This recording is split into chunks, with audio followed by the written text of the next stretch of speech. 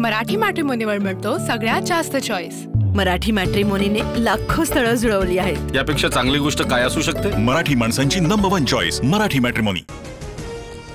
मनोज जरांगेंच्या मोर्चाचा दुसरा दिवस जुन्नरमध्ये जरांगेंचं भव्य स्वागत। ओबीसीतून मराठा आरक्षणाच्या मागणीसाठी जरांगे उद्या मुंबईत आंदोलन करणार।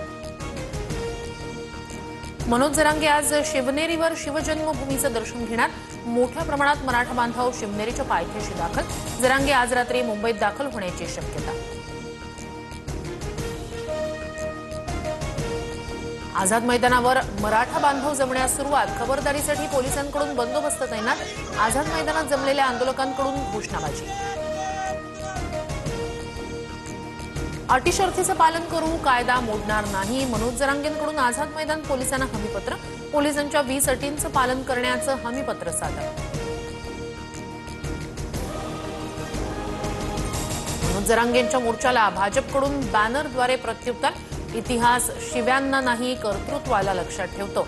प्रवीण दरेकर, प्रसाद लाड यांच्याकडून मुख्यमंत्री फडणवीसांच्या समर्थनात बॅनरबाजी।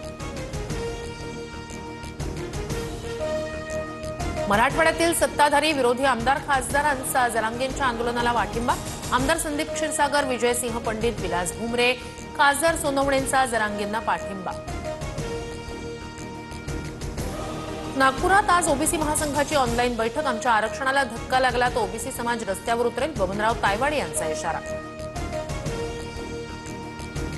पुण्यात दगडूशेठ गणपतीच्या दर्शनासाठी भाविकांची गर्दी। महिलांचा सामूहिक अथर्व शीर्ष पठण कार्यक्रमाला सुनेत्रा पवारांची हजेरी। राज्यभरात लाडक्या बाप्पाच्या उत्सवाचा मोठा उत्साह। लालबागच्या राजाच्या दर्शनासाठी भाविकांची मांदियाळी। दर्शनासाठी पहाटेपासून भाविकांच्या रांगा। अभिनेत्री जॅकलिन फर्नांडिस लालबागच्या राजाच्या चरणी लीन। पार्थ पवार यांनी घेतलं लालबागच्या राजाचं दर्शन। जॅकलिन फर्नांडिस, पार्थ पवार यांनी एकत्र दर्शन घेतल्यानं चर्चांना उधाण। खासगी क्षेत्रातील कामगारांचे कामाचे तास 9 तासांवरून 10 तास करण्याचा सरकारचा प्रस्ताव। जितेंद्र आव्हाड यांचा आरोप, तर हा प्रस्ताव कायद्याचा भाग झाला तर कामगार गुलामगिरीच्या युगात ढकलले जातील। आव्हाडांची टीका। मंदिर, पाणी आणि स्मशानात भेदभाव नको, ते सर्वांसाठी खुलं असावं। सरसंघचालक मोहन भागवत यांचं वक्तव्य। तर जगात अशांती आणि कट्टरतावाद वाढला, मोहन भागवतांकडून खंत व्यक्त।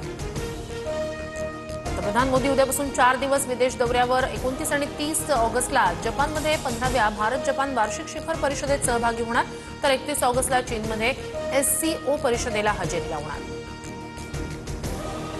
अमरावतीच्या दर्यापूरमधील 74 गावांमध्ये स्वयंचलित हवामान केंद्र उभारली जाणार। हवामान केंद्रामुळे हवामान विषयक अचूक माहिती मिळणार। विरारमधील नारंगी परिसरातील इमारत दुर्घटनेत 15 जणांचा मृत्यू, 24 जणांना वाचवण्यात यश। 9 जणांवर रुग्णालयात उपचार सुरू। मृतांमध्ये 2 लहान मुलांसह 60 वर्षाच्या वृद्ध महिलेचा समावेश।